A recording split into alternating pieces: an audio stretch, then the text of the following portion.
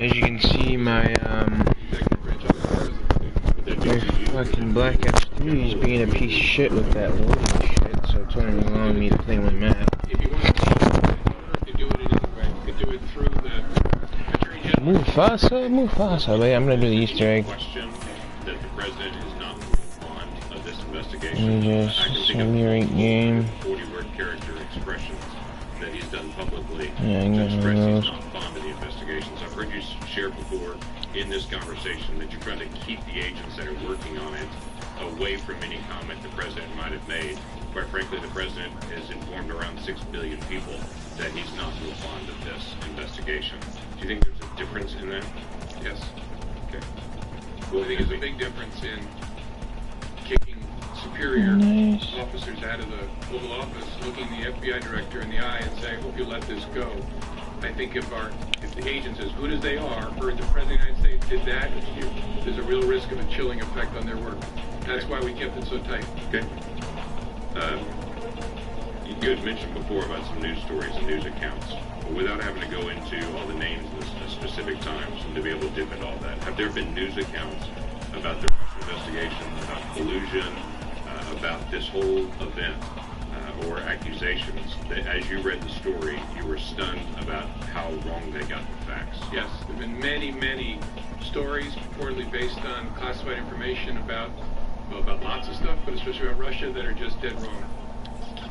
I was interested in your comment that you made as well, that the president said to you if there were some satellite associates of his that did something wrong, it would be good. Fuck the president.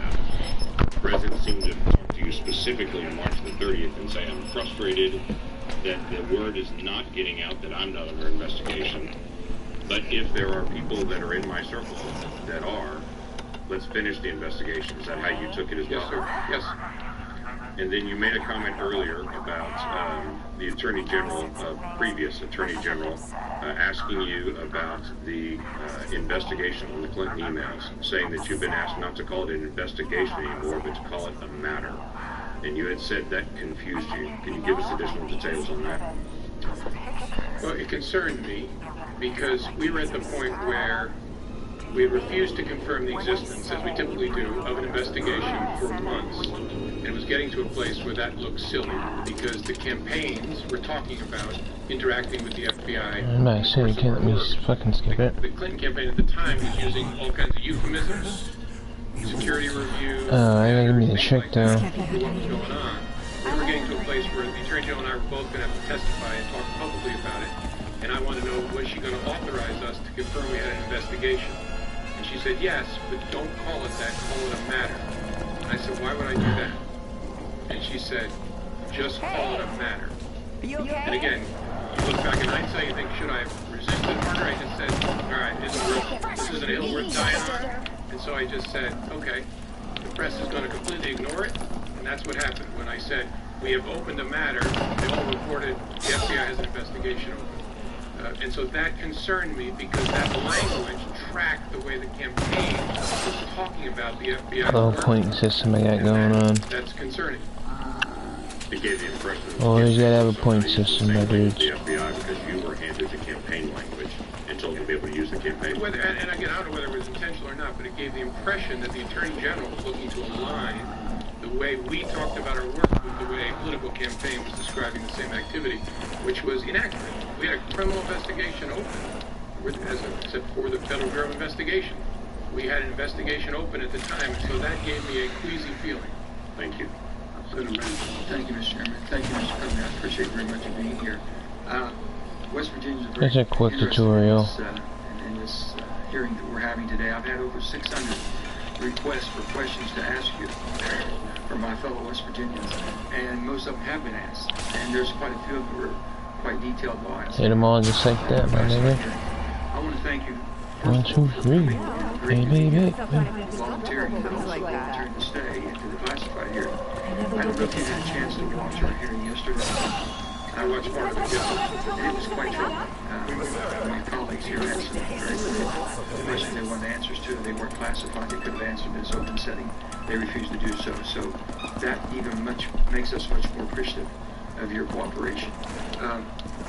Sir, the seriousness of the Russian aggressions in our past elections, and knowing that Senator King alluded to, what's your concerns there? I mean, what should the American public understand? People said, well, this is a big deal. This Russian investigation. Can you tell me what your thoughts would be? And then the final thing is on this same topic. Did the president ever show any concern or interest or curiosity about what the Russians were doing? Thank you, Senator. As I said earlier, I don't remember any conversations with the president about the Russia election interference. Did he ever ask you any questions concerning this?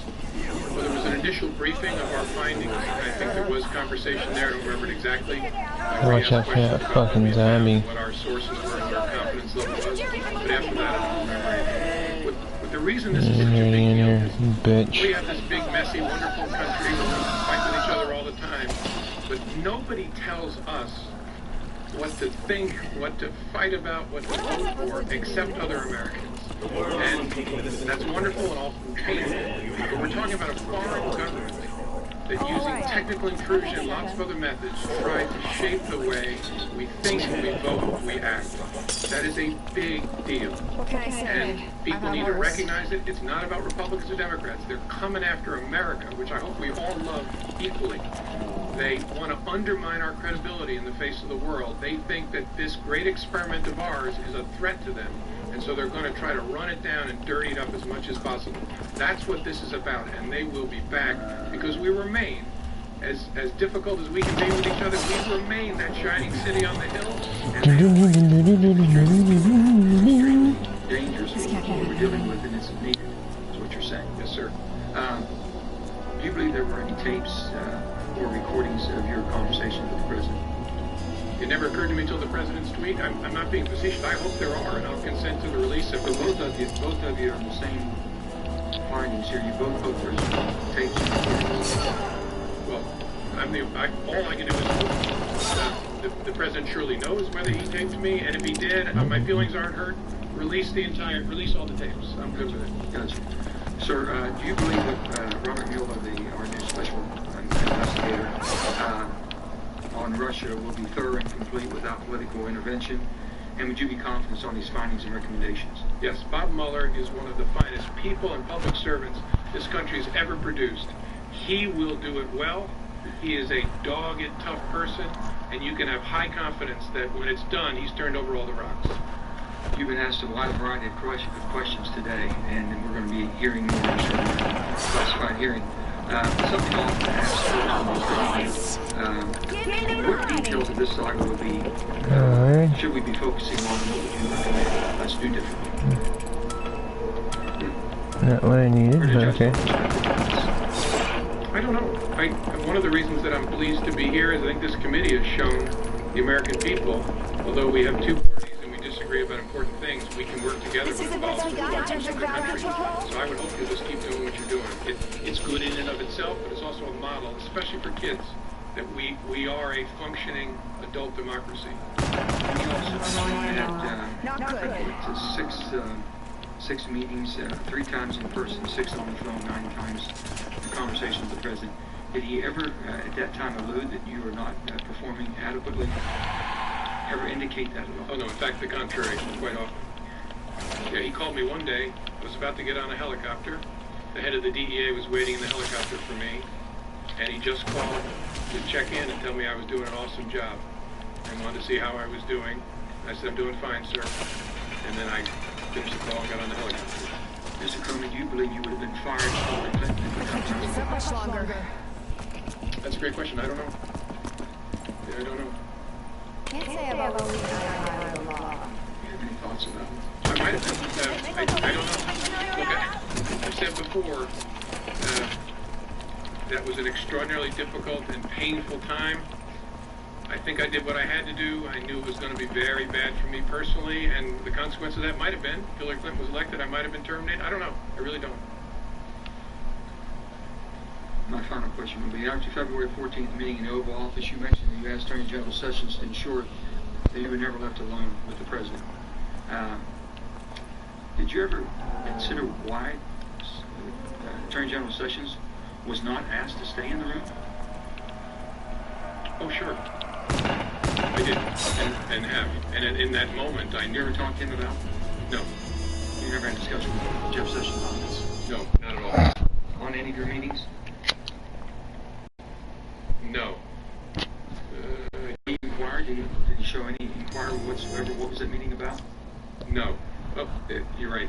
I did say to him, I'd forgotten this, when I talked to him and said, you have to be between me and the president, and that's incredibly important, and I forget my exact words, I passed along the president's message about the importance of aggressively pursuing leaks of classified information, which is a goal I share.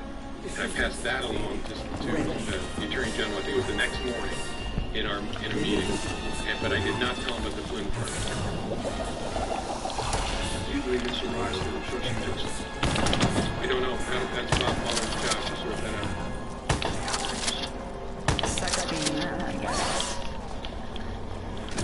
Like this. Kinda needs some Senator. Mr. Comey, you encouraged the president to release the tapes. Will you encourage the Department of Justice or your friend in Columbia or Mr. Mueller to release your requests? Sure. You said that there would be non-recorded your conversations with President Obama or President Bush in memos. Did you do so with Attorney General Sessions or any other senior member of the Trump Department of Justice? No. Did you? I think it. Did you record conversations and memos with Attorney General Lynch or any other senior member of the Obama Department of Justice? No, no. In your statement of the record, you cite 9 Can I get a fucking weapon? and 3 meetings and 2 phone calls, 4 phone calls discussed in your statement for the record. What happened to those phone calls?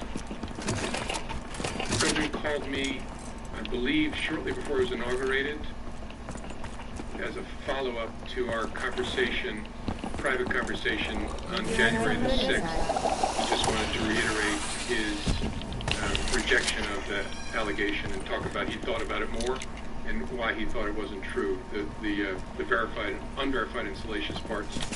And during that call, he asked me, again, hope you're going to stay, you do a great job. And I told him that I intended to. There was another phone call that I mentioned, I think was March 1st, where he called just to check in with me as I was about to get on the helicopter. There was a secure call we had about an operational matter that was not related to any of this, about something the FBI was working on. He wanted to make sure that I understood how important he thought it was. Totally appropriate call. And then the fourth call, probably forgetting. I may have meant the call we called to invite me to dinner. I'll think about it as I'm answering other questions, but I think I got that right.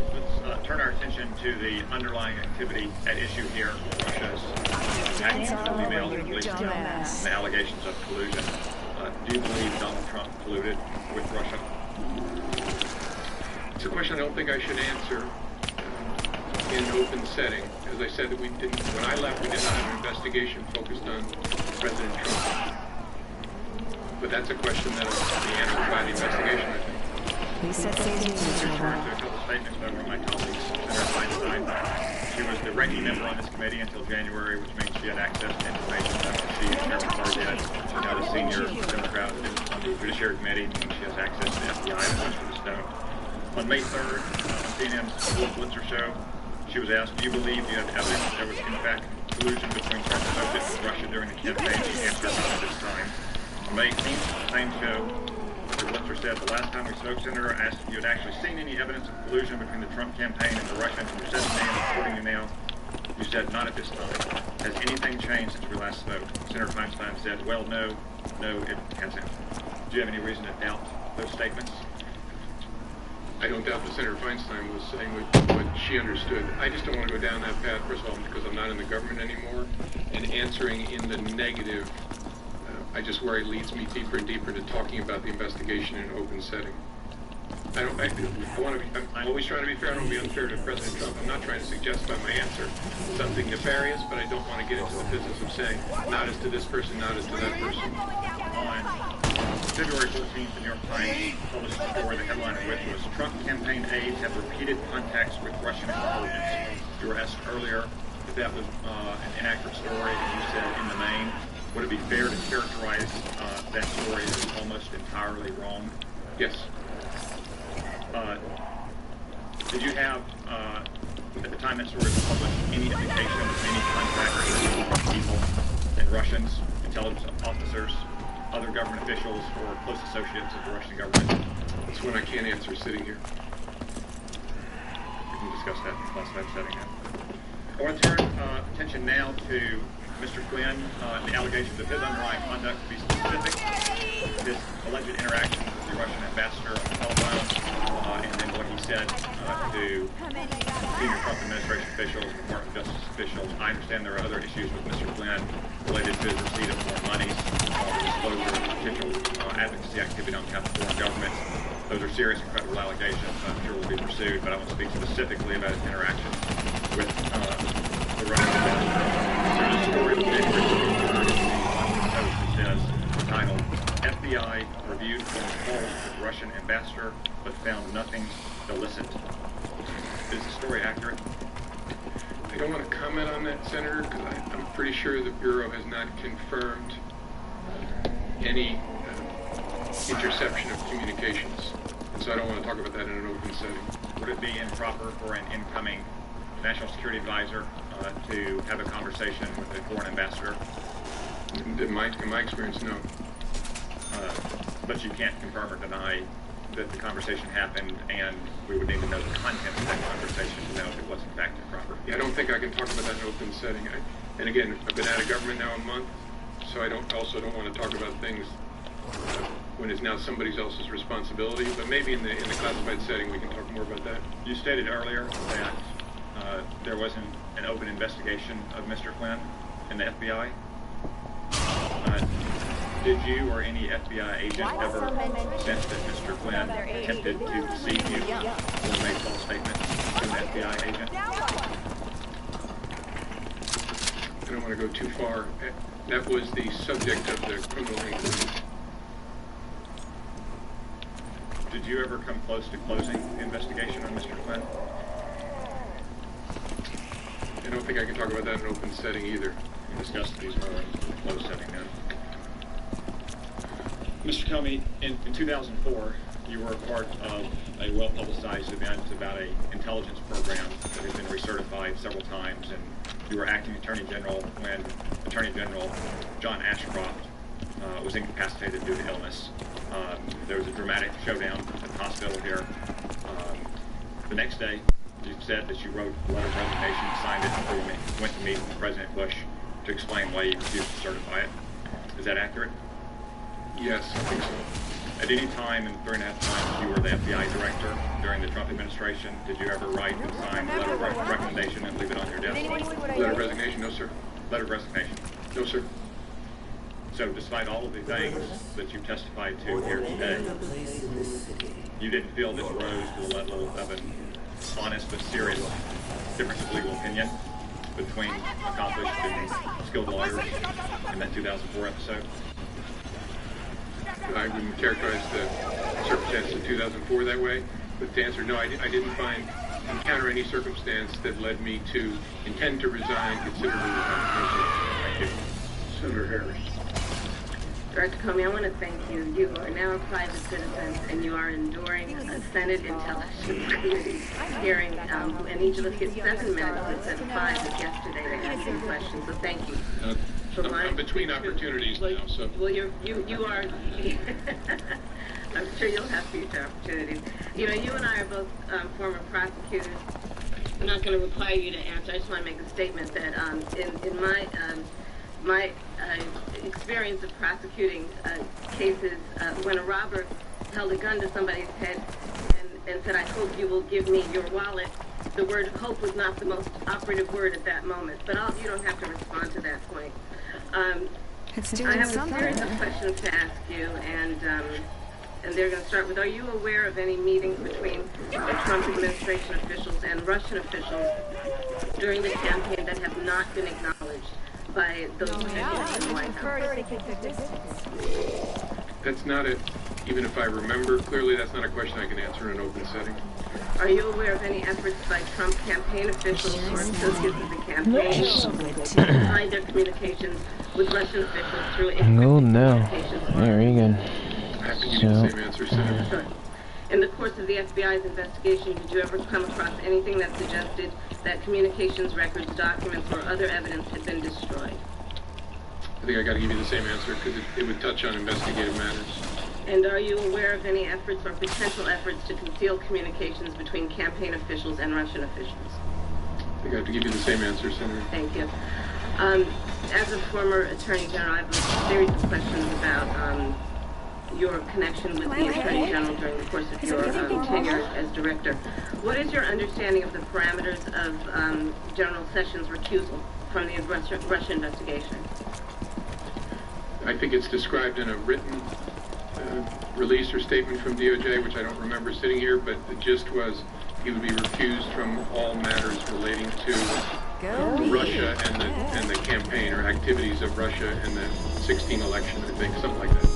So is your knowledge that the extent of his recusal based on the public statements he's made? Or Correct. Okay. So was there any kind of memorandum issued from the Attorney General or the Department of Justice to the FBI outlining the parameters of his recusal? Not that I'm aware of.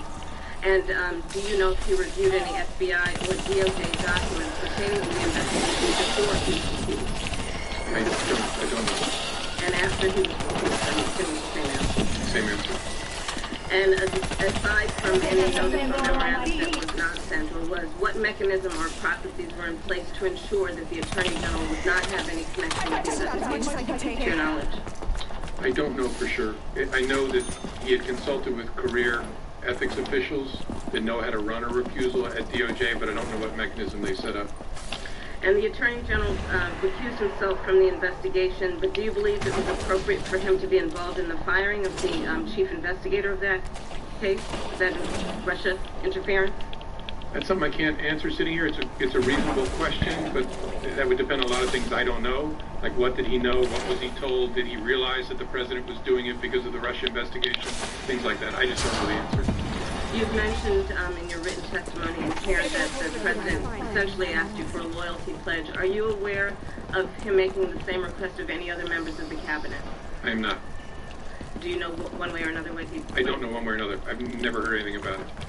And you mentioned that you had the conversation where he hoped that you would let the Flynn matter go on February 14th, or thereabouts.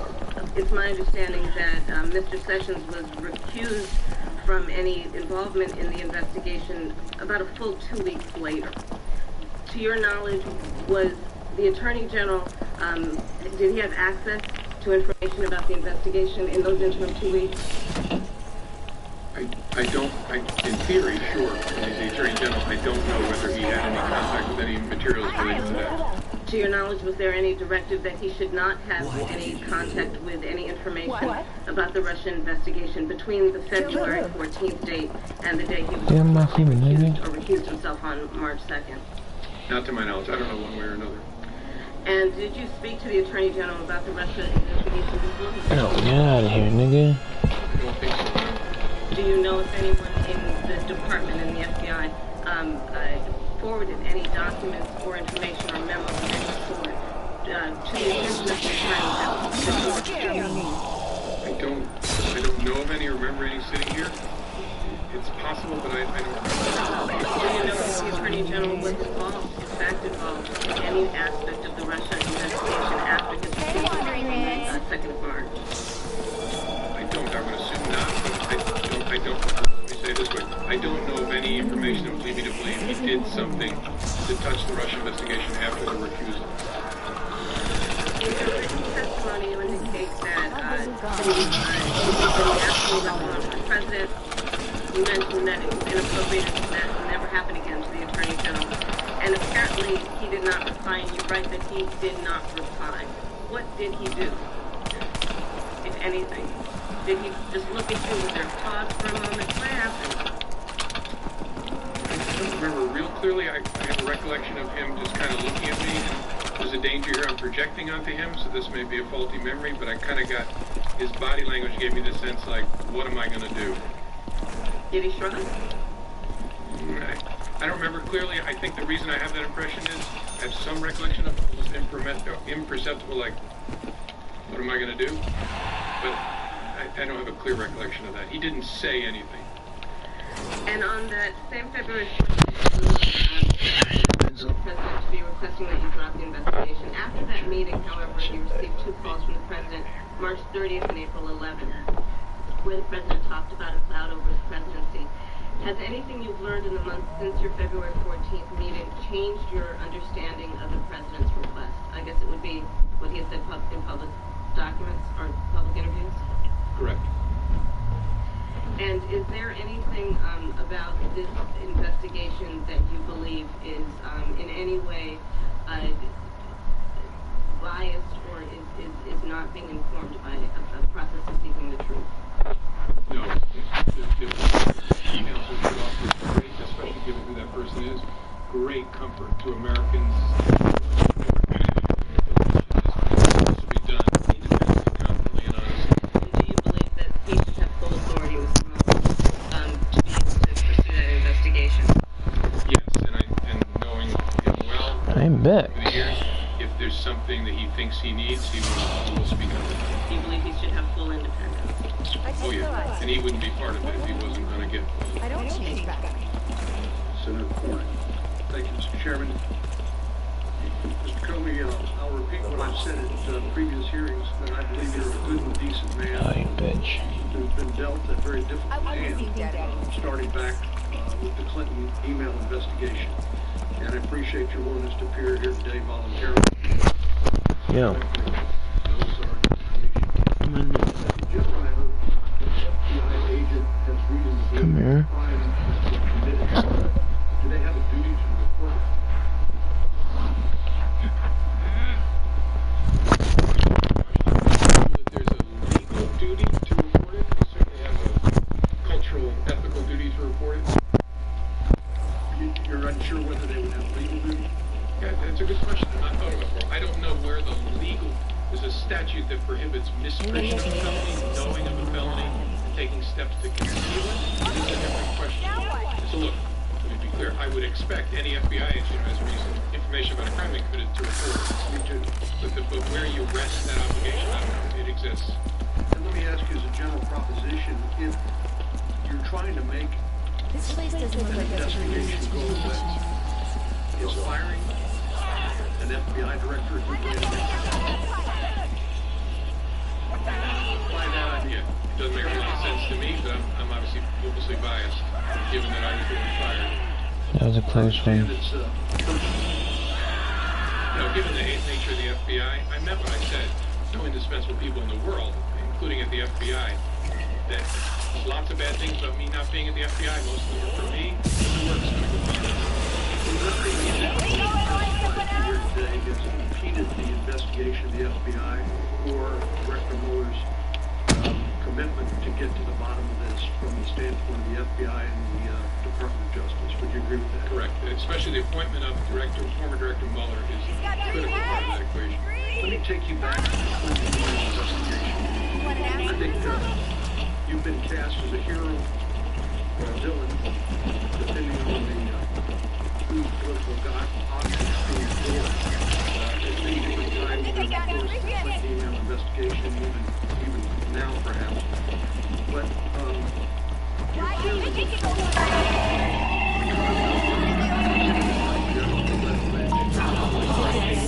What's the real flavor? investigation, you mentioned the characterization, and asked Nice. matter and not a criminal investigation. What you said it was the matter 15 stacks though, bro. tarmac. That's what I'm talking about. 15 stacks. Attorney General at the time and his wife You got 15. subject to a criminal investigation, and you suggested that perhaps there are other matters that you may be able to share with us later on in a classified setting. But it seems to me that you clearly believe that Loretta Lynch, the Attorney General, had an appearance of a conflict of interest on the Clinton investigation. Is that correct? That's fair. I didn't believe she could credibly decline that investigation, or at least not without grievous damage to the Department of Justice and to the FBI. And under Department of Justice and FBI norms, wouldn't it have been appropriate for the Attorney General, or if she had recused herself, which she did not Shit's do, easy, the man. Attorney General, to Takes me a half hour to do it, but essentially what's happened now with the record? Would that have been She's an easy. appropriate step in the Clinton email investigation, in your opinion? Certainly a possible step, yes, sir. And were you aware that Ms. Lynch had been requested numerous times to appoint a special counsel and review? I think Congress had, members of Congress had repeatedly asked, yes, sir. Yours truly did on multiple occasions. And that heightened your concerns about the appearance of conflict of interest, which Department of Justice would cause you to make We need one zombie running around. an incredibly painful decision to basically take the matter up yourself. You know, that's not a drug. July press conference. Yeah, perk up. Yes, sir. I consider, after the President Clinton, the former President Clinton, met on the plane with the Attorney General, I considered whether I should call for the appointment of a special counsel, and decided that that would be an unfair thing to do. No, I because did the I knew there was same. no case there. We had investigated it very, very thoroughly. I know this is a subject of passionate disagreement, but I knew there was no case there. And calling for the appointment of a special counsel would be brutally unfair, because it would send the message, aha, there's something here. That was my judgment. Again, lots of people have different views, but that's what If the special counsel had been appointed, they could have made that determination that there was nothing there and declined to pursue it, right? sure, but it would have been many months later or a year later. Let me just ask you to, given the experience of the Clinton email investigation and what happened there, do you think it's unreasonable Yeah, lucky, bro. I was lucky as shit. any president who has been assured on multiple occasions that he's not the subject That was nice. Hit that man. his administration would be removed? I think that's a reasonable point of view. Concern would be obviously when that boomerang comes back. It's going to be a very big deal because there will be a duty to correct. Well, we saw that in the Clinton email investigation. Yes, I recall that. Yeah, I know you do.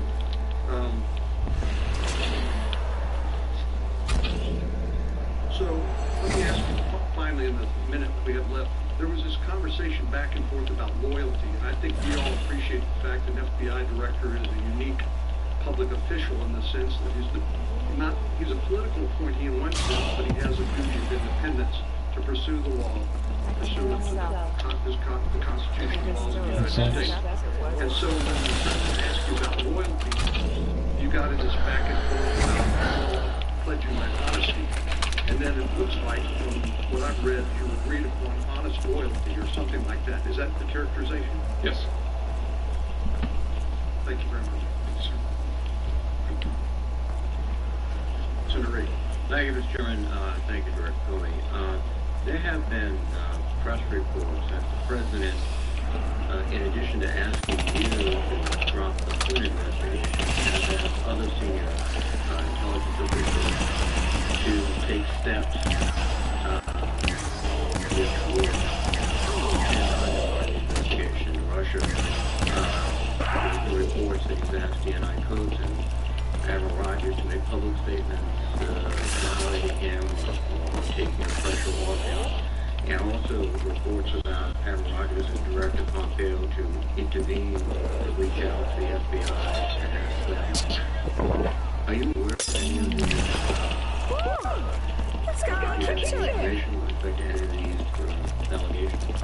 I don't. I'm aware of the public reporting, but I had no contact, no conversation with any of those leaders about that subject. Thank you.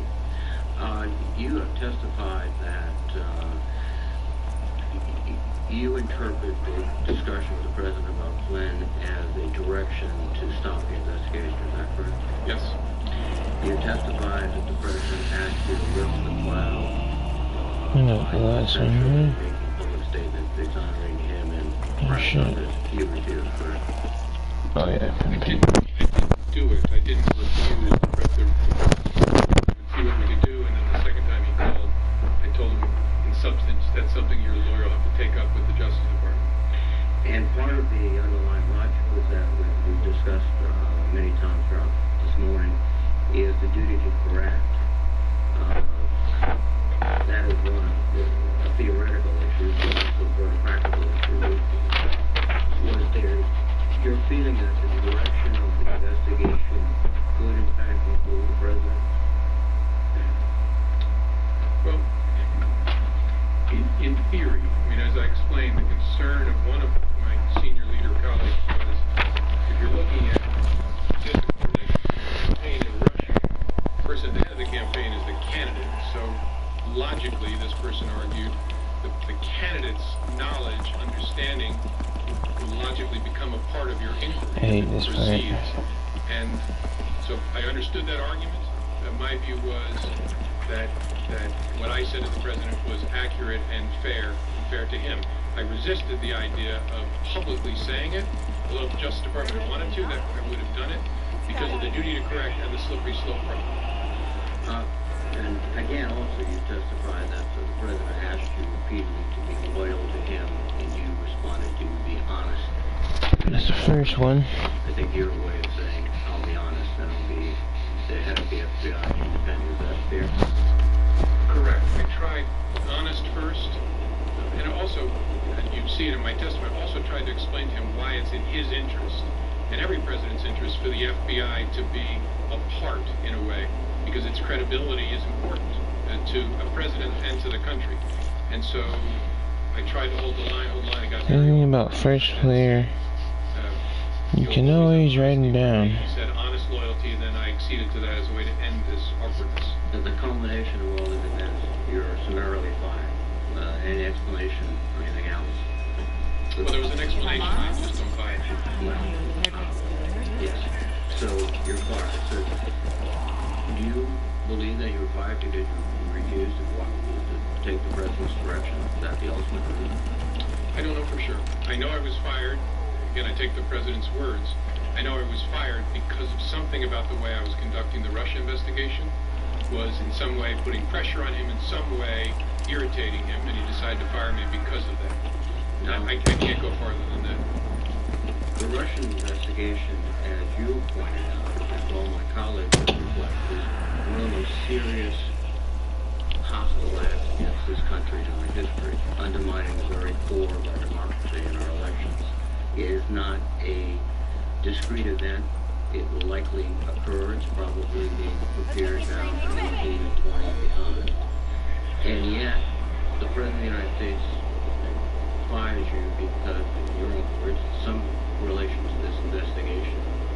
And then he shows up in the Oval Office with the Russian Foreign Minister, first after classifying you as crazy and a real nut job, which I think you effectively disproved this morning.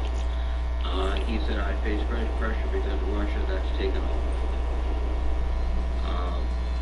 Your conclusion would be that the president, I don't think, is downplaying the seriousness of this threat. In fact, took specific steps to stop thorough investigation of the Russian influence, and also, from what you've said, or what was said this morning, no shit. Seems particularly interested in these hostile threats by the Russians. Would that be? I don't know that I can agree to that level of detail. There's no doubt that it's a fair judgment, it's my judgment, that I was fired because of the Russia investigation. I was fired in some way to change, or the endeavor was to change the way the Russia investigation was being conducted. That is a very big deal. And not just because it involves me. The nature of the FBI and the nature of its work requires that it not be the subject of political consideration. And then on top of that, you have the Russia investigation itself is vital because of the threat. And I know I should have said this earlier, it's obvious. If any Americans were part of helping the Russians do that to us, that is a very big deal. And I'm confident that if that is the case, Director Mueller will find that evidence. Finally, the president tweeted that James Comey better hope that there are no tapes of our conversation where he starts leaking to the press. Was that a rather unsubtle attempt to intimidate you from testifying and intimidate anyone else? Have those three symbols. Not doing. I'm not going to sit here trying to interpret the president's tweets. To me, its major impact was, as I said, it occurred to me in the middle of the night. Holy cow, there might be tapes. And if there are tapes, it's not just my word against his. on the direction to get rid of the Flynn investigation. Thank you very much. Senator McKay. In the case of Hillary Clinton, you made the statement that there wasn't sufficient evidence to bring a suit against her, although it had been very careless in their behavior, but you did reach a conclusion in that case that it was not necessary to further pursue her. At the same time, in the case of Mr. Comey, you said that there was not enough information to make a conclusion. Between the conclusion as far as former Secretary Clinton is concerned and Mr. Trump. The Clinton investigation was a completed investigation that the FBI had been deeply involved in, and so I had an opportunity to understand all the facts and apply those facts against the law as I understood them. This investigation was underway, still going when I was fired, so it's nowhere near in the same place. At least it wasn't when I was. But it's still ongoing. Correct. So far as I know, it was when I left. That investigation was going on. This investigation was going on. You reached separate conclusions. So that one was done. County.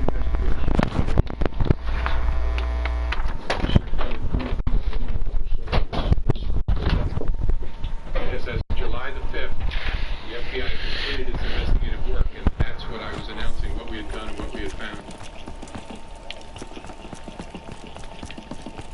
Well, at least in the minds of this member, there's a whole lot of questions remaining about what went on, particularly considering the fact that, as you mentioned, it's a quote big deal as to what went on during the campaign. So glad you concluded that part of the investigation, but I think that there are a lot of questions out there, particularly since you just emphasized the role that Russia played. And obviously, she was a candidate for president, so she was clearly involved in this situation where she knew as you just described it, big deal. I need the haymaker. You're going to have to help me out here.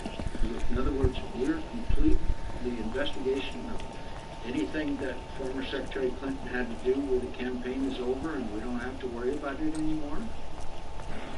With respect to I'm a little confused, Senator. With respect to Secretary Clinton, we investigated criminal investigation in connection with her use of a personal email server. I understand. And that's the investigation I announced the conclusion of on July 5th.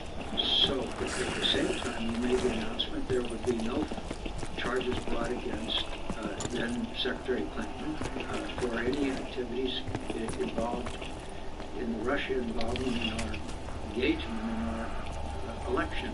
I don't quite understand how you could be done with that, but not done with the whole investigation of their attempt to affect the outcome of our election.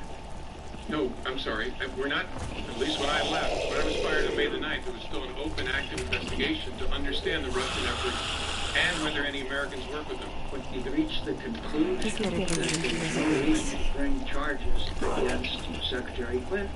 So you reached a conclusion. In the case of Mr. Comey, No,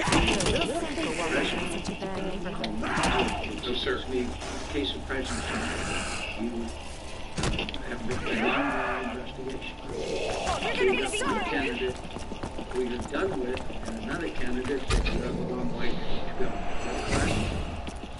I don't know how far the FBI has to go, but yes, that the Clinton email investigation was completed, the investigation of Russia's efforts in connection with the election, and whether there was any coordination, and if so, with whom, between Russia and the campaign, which was ongoing when I left. You just made it clear in what you said. This is a, quote, big deal. I think it's hard to reconcile. In one case, you reach a complete conclusion, and the other side, you have not. And you, in fact, obviously, there's a lot more there, as we know. as you called it, a quote big deal. She's one of the candidates. But in her case, you say there will be no charges. In the case of President Trump, the investigation continues. What has been brought out in this hearing is more and more emphasis on Russian engagement and involvement in this campaign. How serious do you think this was? Very serious. But I want to say something to be clear. We have not announced that there was no predication to announce an investigation of whether the Russians may have coordinated with Secretary Clinton's campaign. Secretary Clinton's campaign. They may not have been involved with the campaign, they were involved with the entire presidential campaign, obviously. Of course. Yes, sir. And that is an investigation that began last summer and, so far as I'm aware, continues. So both Trump and former candidate Clinton are both involved in the investigation, yet one of them said the other one wants the investigation to continue. Well, I think there's a double standard there, to tell you the truth. Then when the president said to you, you talked about the April 11th phone call, and you said, quote, because I've been very loyal. Who had that thing, you know? That I'm curious as what, quote, that thing was? Yes. Why didn't you ask him? It didn't seem to me to be important for the conversation we were having to understand it. I took it to be an effort to communicate to me that there is a relationship between us where I've been good to you, you should be good to me. Yeah, but I think it would intensely arouse my curiosity if the President of the United States said, we have that thing. I'd like to know what the hell that thing is, particularly if I'm the director of the FBI. Yeah, I get that, Senator. Honestly, I'll tell you what, this is speculation, but what I concluded at the time is in his memory he was searching back to our encounter at the dinner and was preparing himself to say, I offered loyalty to you, you promised loyalty to me, and all of a sudden his memory showed him that did not happen, and I think he pulled up short. That's just a guess, but I've had a lot of conversations with humans over the years. I think I would have had some curiosity if it had been about me, to be honest with you. So, are you aware of anything that would lead you to believe that the President, members of the administration, members of the campaign could potentially be used to coerce or blackmail the administration? That's a subject for investigation, not something I can comment on sitting here. But you've reached that conclusion as far as Secretary Clinton is concerned. But you're not reaching that conclusion as far as this administration is concerned. Are you aware of anything that would lead you to believe that information exists that could coerce members of the administration or blackmail the administration? That's not a question I can answer, Senator. Senator's time's expired. Thank you. All time's expired for the hearing. Can I say for members, we'll reconvene promptly at 1 p.m. In the hearing room. We have a vote scheduled for 1:45. I would suggest that all members promptly be there at 1 o'clock. We have about 3 minutes. I'd like to have order. Photographers return to where you were, please. This hearing's not adjourned yet. Either that or we'll remove you. To members, we have about 3 minutes of updates that we would love to cover as soon as we get into the closed session before we have an opportunity to spend some time with Director Comey. Based on our agreement, it would be my intention is to adjourn that closed hearing between 2 and 2:10 so that members can go to eat at that time. Jim, several of us on this committee have had the opportunity to work with you since you walked in the door. I want to say personally on behalf of all the committee members, we're grateful to you for your service to your country, not just in the capacity as FBI director, but as prosecutor, and more importantly, being somebody that loves this country enough to tell it like it is. I want to say to your workforce that we're grateful to them with the level of cooperation they have shown us, the trust we've built between both organizations. organizations, the Congress and the Bureau, we couldn't do our job if it wasn't for their willingness to share candidly with us the work that we need to see. This hearing is the 9th public hearing this committee has had this year. That is twice the historical year-long average of this committee. I think the Vice Chairman and my biggest challenge when this investigation is concluded is to return our hearings to the secrecy of a closed hearing, to encourage our members not to freely talk about intelligence matters publicly, and to respect the fact that we have a huge job, and that's to represent the entire body of the Senate and the American people, to make sure that we work with the intelligence community to find the American state, and that you do it within the legal limit or those limits that are set by the executive branch. We could not do it if it wasn't for a trusted partnership that you have been able to lead and others before you. So as we depart from this is a pivotal hearing in our investigation.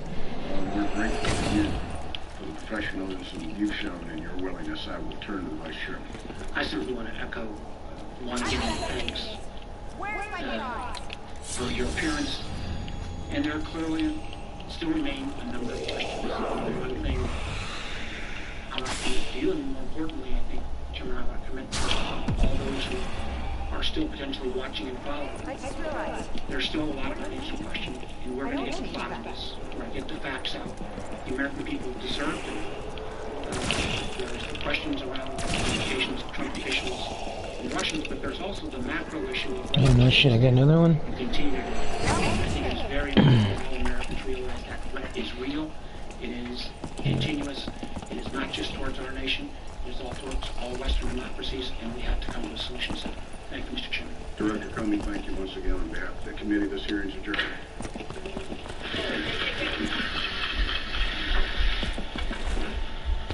I will put you along with Anderson Cooper. Explosive testimony for more than 2.5 hours from the former FBI Director James Comey, speaking publicly for the first time since being fired by President Trump.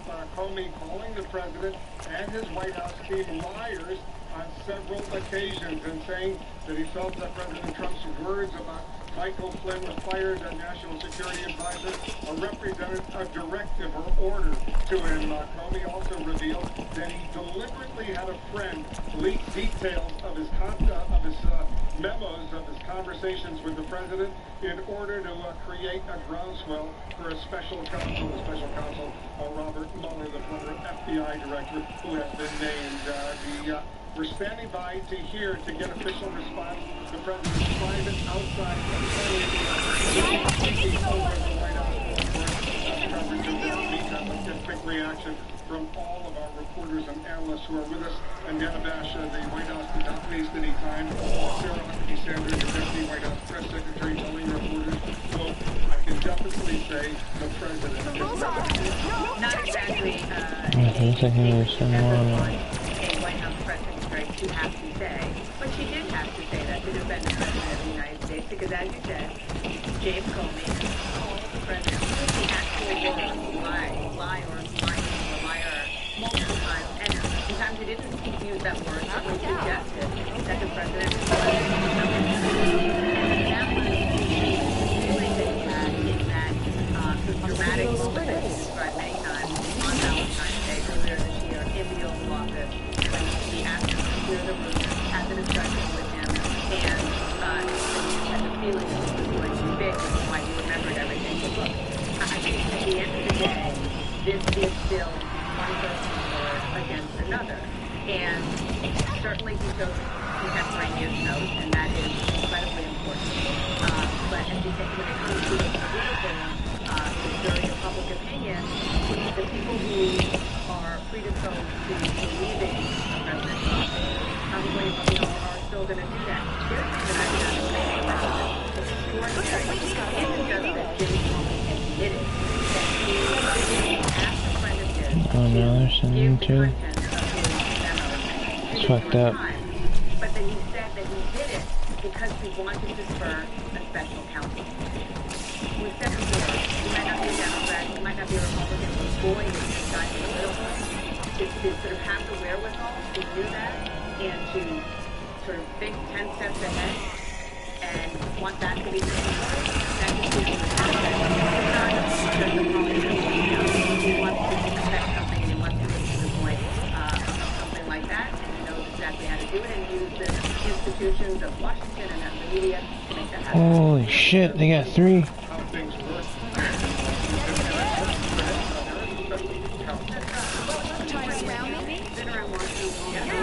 Dana points out, and he chose his words carefully today. I mean, when he said in his opening that the president was defending him, and he said, plain and simple. And then he went on to describe these vehicles in which he made it very clear that when the president said, that he said, I took it by the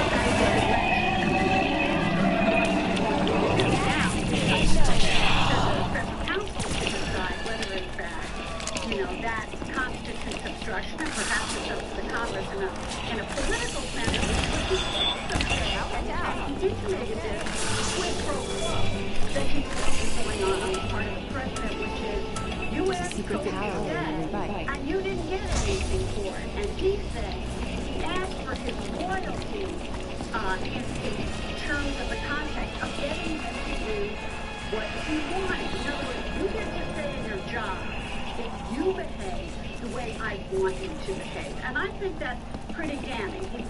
He wouldn't comment specifically on obstruction because he did not want to do that. But I think when he said that he took this as direction and outlined this kind of quid pro quo, I think it's very damning. He said that the words from the president and other White House officials about why he had been fired were lies, plain and simple. And he wanted to get the record straight. He also said that Michael Flynn, the fired National Security Advisor, was in legal jeopardy. Was in legal jeopardy, and later on he said he was asked specifically about his statements to the FBI. Do you have any reason to believe he gave false statements to the FBI? And he said that's one of the reasons he was under criminal investigation. A number of significant things. One, this won't get much attention because it's in the rearview mirror, but a pretty damning account from Jim Comey there about Loretta Lynch, the former Attorney General of the Obama administration, and her handling of the Clinton email investigation. It won't get much attention, but that was pretty damning. Number two, he said that Loretta Lynch told him, don't call it an investigation. Call it a matter. Call it a matter. He said he was confused by that, concerned by that. Number two, he also made clear he has turned over all of his documents to the special counsel, which tells you, we don't know where it goes, but it tells you as we speak today, an investigation that was about behavior in 2016. Russian meddling, did anybody in the Trump campaign coordinate in any way with the Russians, is now about the conduct of the President of the United States in 2017 in the Oval Office. When your special counsel investigation starts, it's in a week, as we know from past history, you don't know where it's going to go. The other thing I found interesting is the Republicans did not challenge Jim Comey's account. Nobody said, you're not telling the truth. Nobody said, what they tried to say was, well, could you take it in a different context? That this was President Trump, he had fired Michael Flynn, he's a friend, he's a loyalist, cut some guys some slack, not obstruct justice, just sort of be kind. But they essentially said, can we try to interpret this in a way that was kind to the president? But they did not challenge the basic fact that he asked for loyalty, that he pulled him aside in the Oval Office, and kicked everyone else out of the room and said, go easy or do something. And again, this is in a legal context now, people have investigated it. Even as they tried to do a kinder view of this for the president, they didn't challenge the facts. They did not say at any point, we don't think you're telling the truth. As a matter of fact, they accepted what you're saying.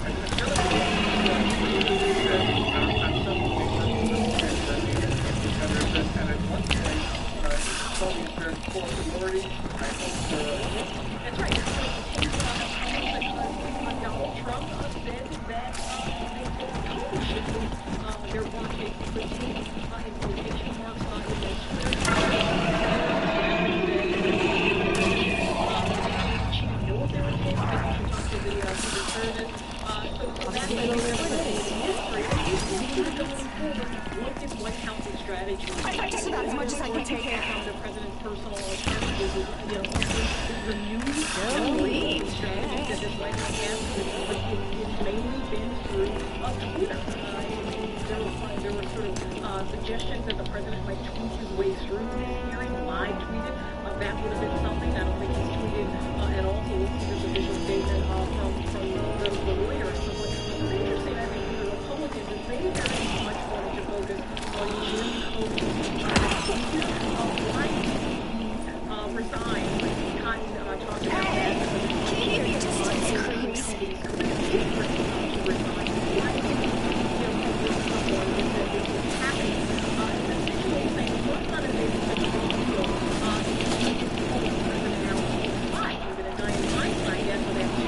She tried to suggest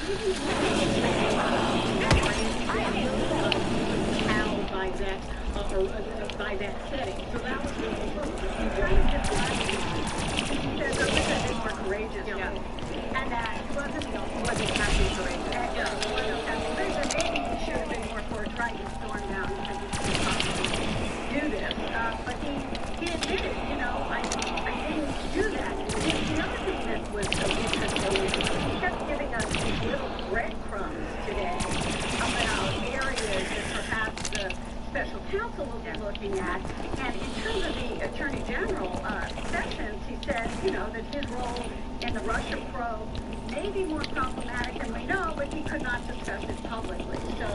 But it was also clear that to the point about why didn't he go to other people. Remember, early on, Barack Obama was still president of the United States. This started with President-elect Trump, and then he said there was nobody confirmed.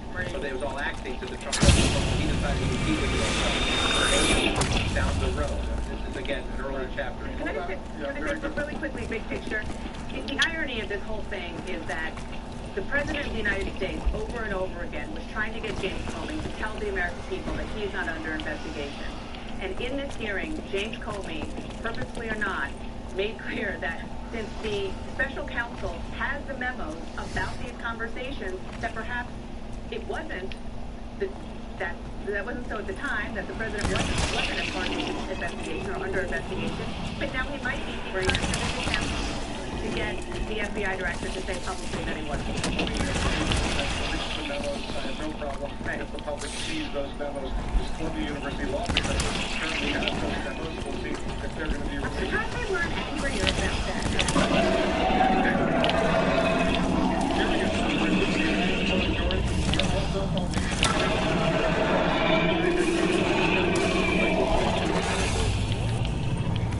In the Russian involvement in the 2016 election. It also enables the American people to understand the massive amounts of stories that's been out there and to sort through those and to have an individual that can lay some factual context to it. This is nowhere near the end of our investigation. And I think it's safe to say today that next week we hope to work with Special Counsel Mueller to work out clear pathways for both investigations, his and ours, to continue, to work on deconfliction of witnesses and potential testimony. But we're more confident today that we can, through this process, work through a very bipartisan... That's how you do that, guys. But at the end of it, answers many of the questions the American people might have today. Yeah, I was very proud of how all of the members... Alright, fuck you guys. It was very important that the American... How could you?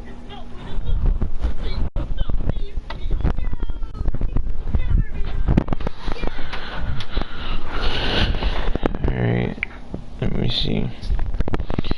What you do after you upgrade the sword.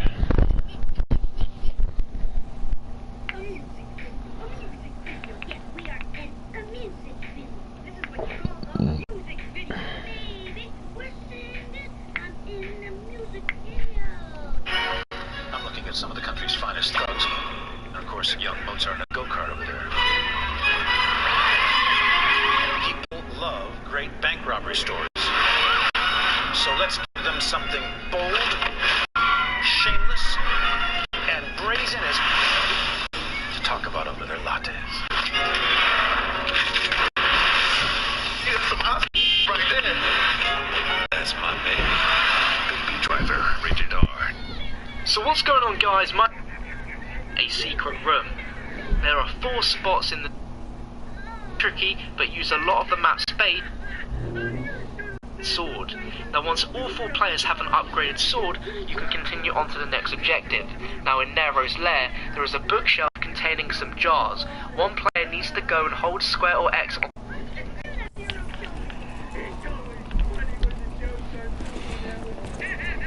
these jars in order for a book on the floor to levitate. For it to levitate.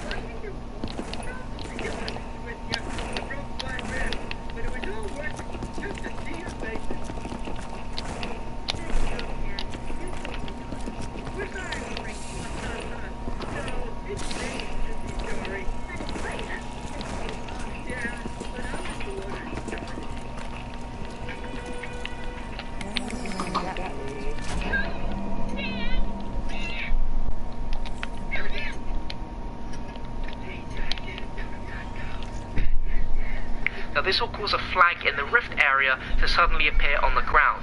For this next step, I highly recommend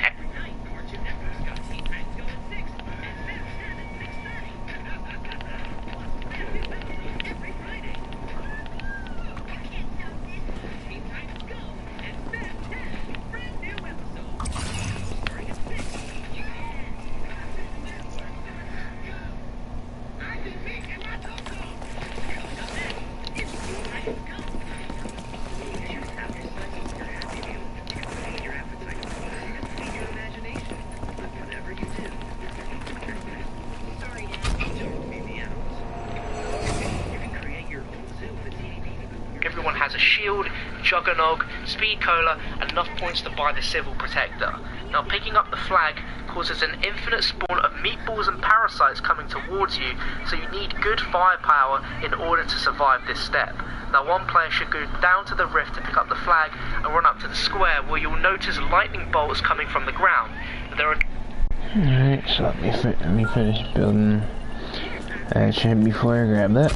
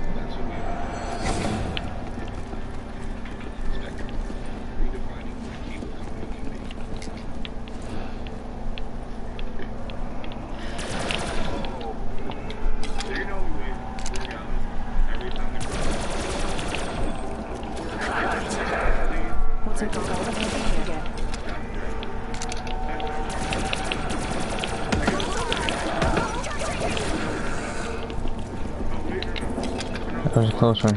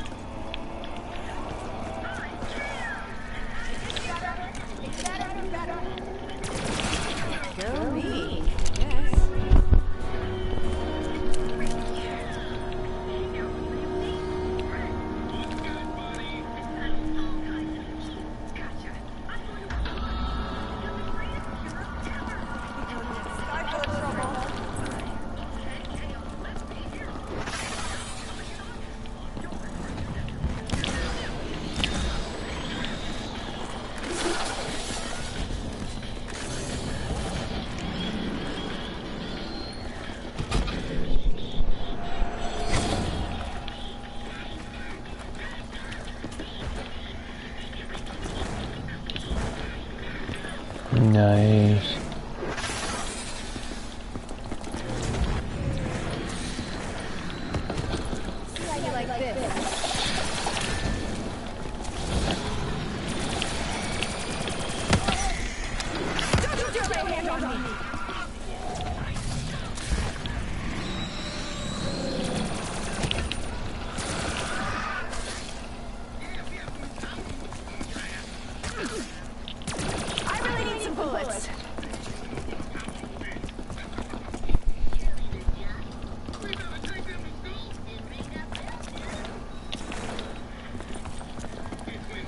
Whole tutorial on how to do it.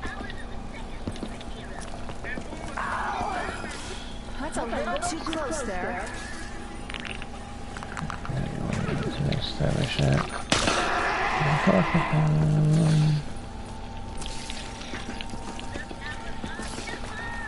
So yeah, make sure I get that gumball too before I start.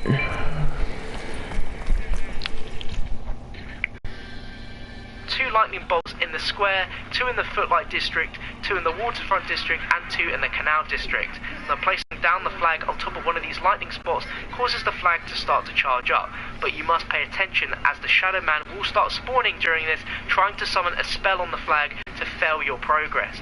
Your team's job in this is to have a player in each viewpoint so all areas are covered, and to shoot the Shadow Man as soon as you spot him.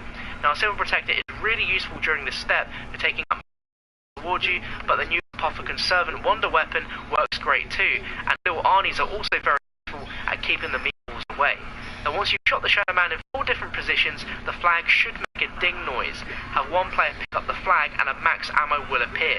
Now you want to run the flag to the next lightning spot in the same area you're in, and repeat the process until the flag dings once again. Once it's been done, the flag runner needs to run to the nearest ritual room where the ghostly gatekeeper will suck in the energy from the charged flag. After completing that, the round will return to zombie spawns as usual, so this is best done at the end of the round. Now you need to repeat this process for the 2 lightning spots.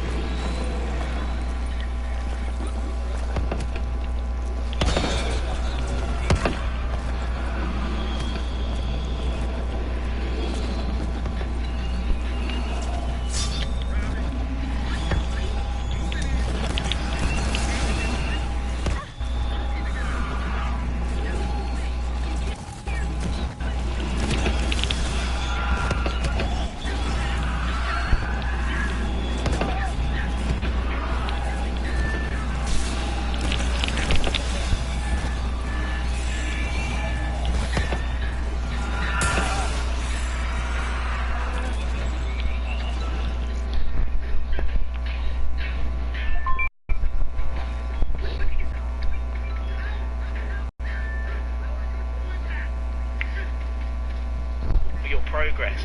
Your team's job in this is to have a player in each viewpoint so all areas are covered, and to shoot the Shadow Man as soon as you spot him. Now, a Civil Protector is really useful during this step for taking out meatballs coming towards you, but the new Apothicon Servant Wonder Weapon works great too, and little Arnies are also very useful at keeping the meatballs away. Now, once you've shot the Shadow Man in 4 different positions, the flag should make a ding noise. Have one player pick up the flag and a max ammo will appear. Now, you want to run the flag to the next lightning spot in the same area you're in, and repeat the process until the flag dings once again. Once it's been done, the flag...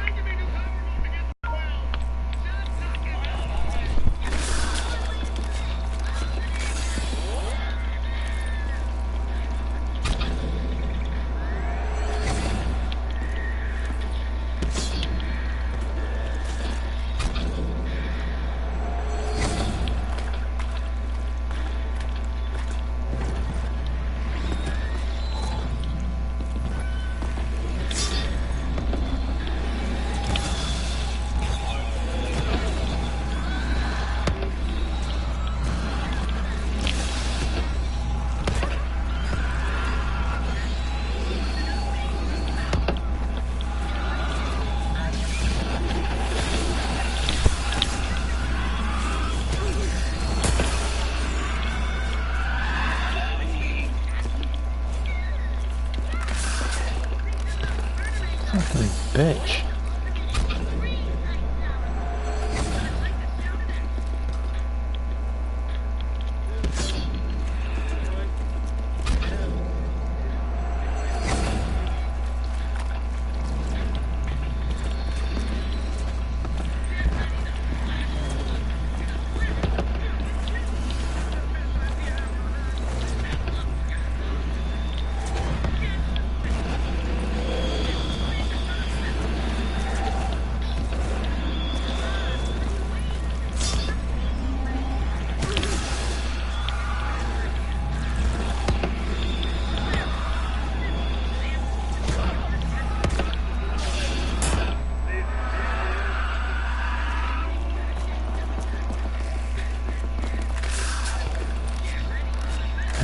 This shit, man.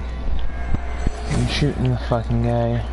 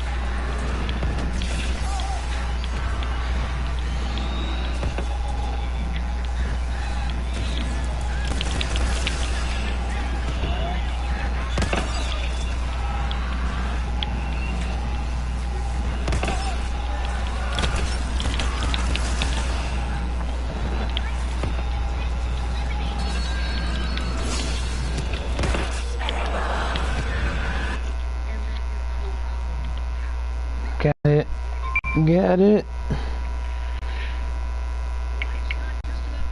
Runner needs to run to the nearest ritual room where the ghostly gatekeeper will suck in the energy from the charged flag.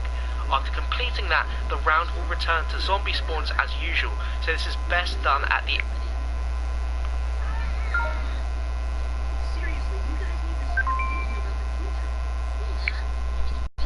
end of a round. Now you need to repeat this process to the 2 lightning spots in the Footlight District, the Canal District and the Waterfront District, and this can only be done once per round. So this step should take 4 rounds in total to complete, which each area having the charged flag taken to each ritual room. Once this is complete, we can begin the second to last step, and this involves killing the Shadow Man. It sounds crazy, I know, but it's much easier than you think. At the end of the round that you're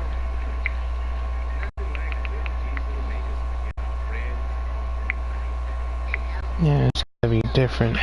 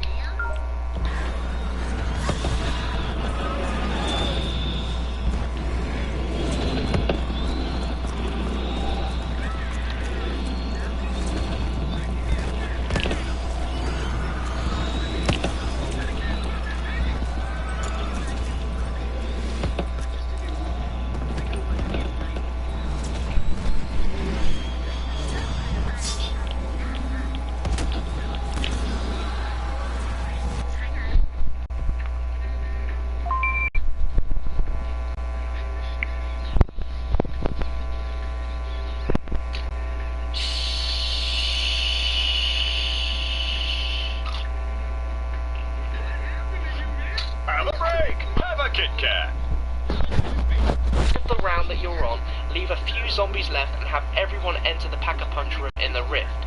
You will notice all 4 gatekeepers are stood by each gate worm asleep ready to be activated.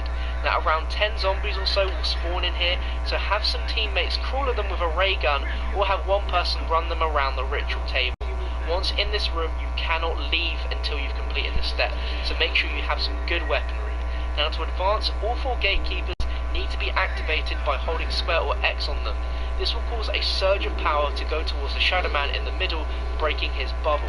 Once this appears, you will have 3 players to be shooting him constantly as he disappears around the room, until he eventually starts to move backwards towards the ritual table, and in this step you need to keep shooting him until he's floating above the table, and have your 4th player who's running the zombies around the ritual table to hold square or X, and this will complete the step where the ritual will cause the Shadow Man to disappear into the summoning key. Now if you fail this step, a Margwa will spawn, and it is advised to take this out as quickly as possible before retrying. If you've done this correctly, you'll notice a huge gate worm appear in front of the table before disappearing. You will now start to notice a weird purple gas start to go over your screen. This is an infection which has to be cleansed by running into a white wisp, which are dotted all over the map. Now this wave of gas on your screen occurs every 30 seconds, so make sure every time it happens to quickly run into a white wisp. You'll also notice weird purple symbols on the floor once you've managed to get out of the rift area, which will cause damage to you if ran on, so avoid these.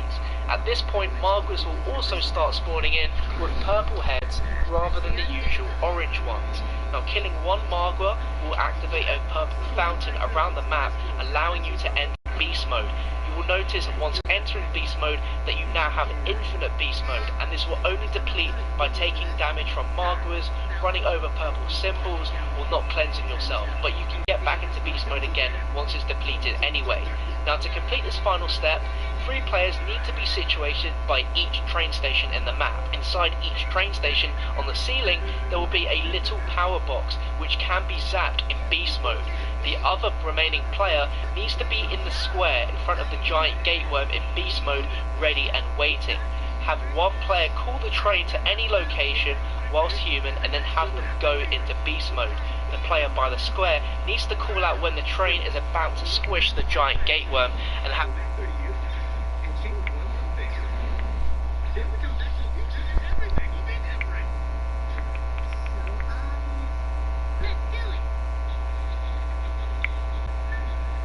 Now in the Wells Fargo mobile app, you can request a one-time access code to use the ATM. Just my phone? Yeah. That'll come in handy if it's Halloween and your Bumblebee costume doesn't have pockets. I was a Bumblebee last year. Me too. 4 years in a row. You were not. I was.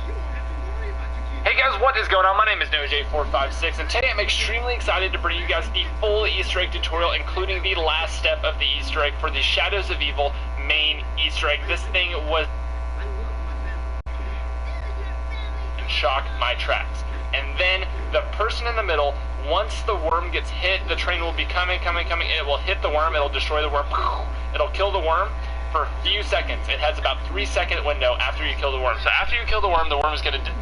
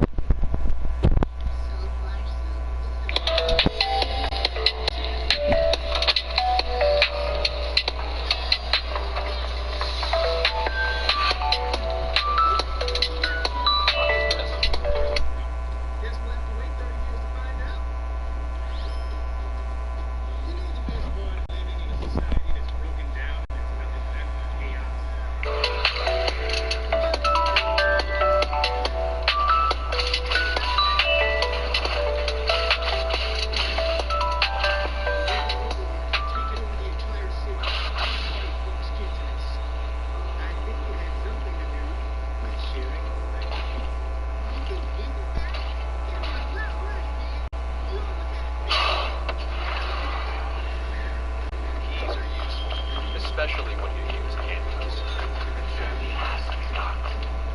We may yet return the world to its correct life.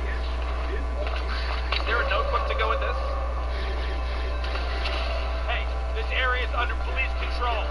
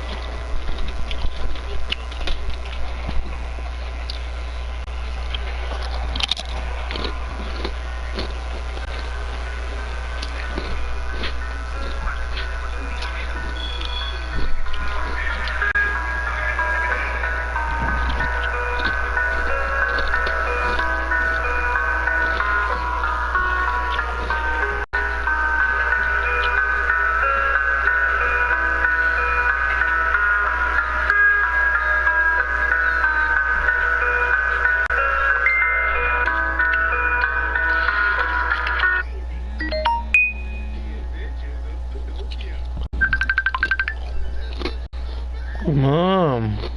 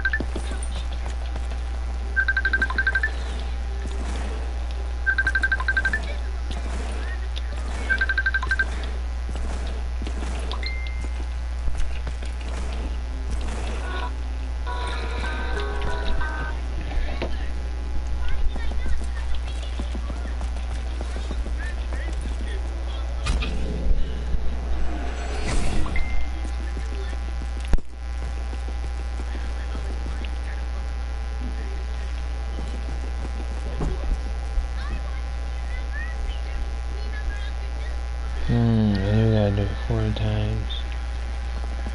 That's right.